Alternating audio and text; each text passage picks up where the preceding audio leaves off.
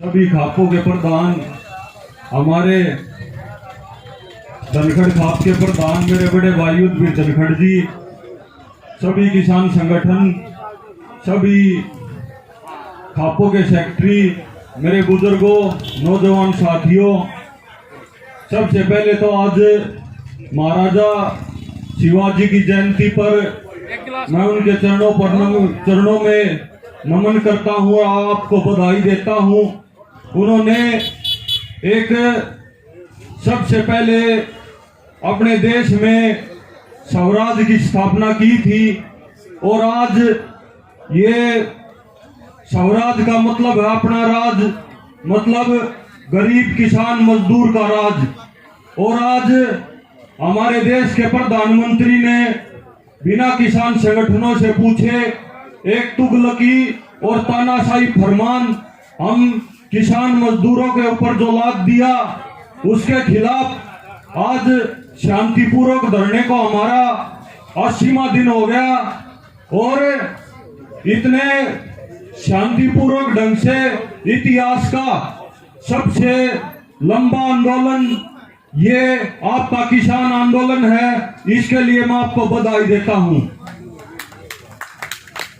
और बुजुर्गों, नौजवान साथियों, इस बात के लिए भी मैं आपको आश्वस्त करता हूं कि समय थोड़ा बहुत और लग सकता है, लेकिन जीत आपकी निश्चित होगी, क्योंकि यह हमारे मान स्वाभिमान की लड़ाई है, हमारी जमीन की लड़ाई है। हम बिल्कुल अपनी जायज मांग रहे हैं और शांतिपूर्वक ढंग से मांग रहे हैं। अगर मैं बात करूं कल के रेल रोको जो आपका सांकेतिक धरना था, वो पूरे हरियाणा में बुजुर्गों, नौजवान साथियों, आप लोगों की बदौलत सफल हुआ और पूरे हरियाणा में बहुत ही शांतिपूर्वक ये सांकेतिक धरना आपके आशीर्वाद से सफल रहा।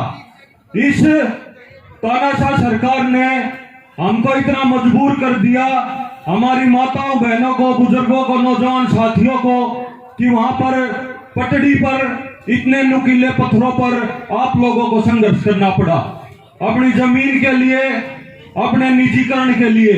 हम ये बात बता देना चाहते हैं कि एक शिरू में बैठ के किसानों का निजीकरण हम नहीं होने देंगे बुजुर्गों, नौजवान साथियों, क्योंकि आपका आशीर्वाद हमारे साथ है।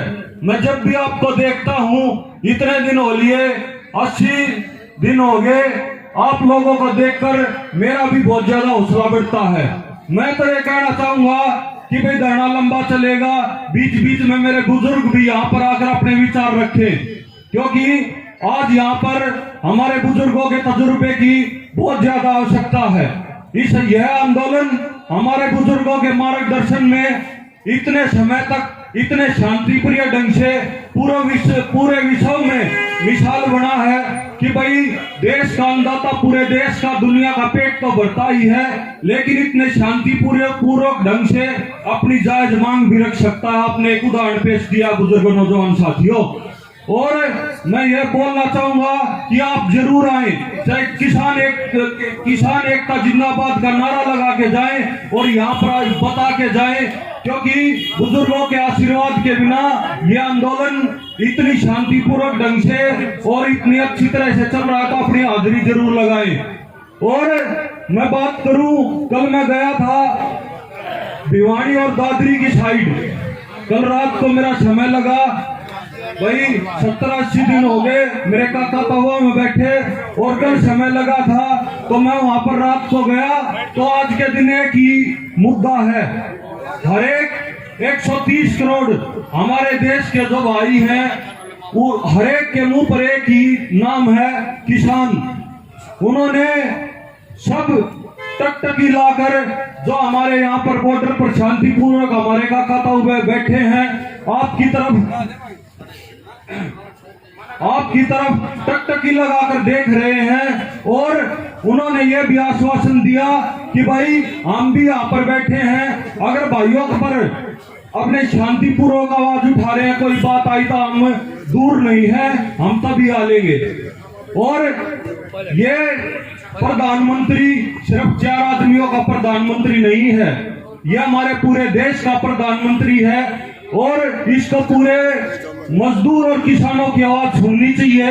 लेकिन 250 से प्रसादों के ऊपर एक शब्द भी हमारे देश के प्रधानमंत्री ने नहीं बोला। कितनी शर्म की बात है।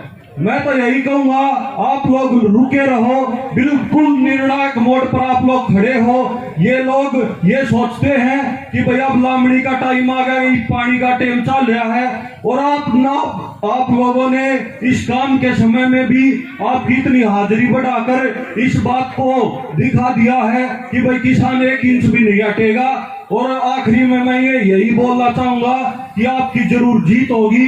जय जवान, जय किसान। धन्यवाद भाई दीपक।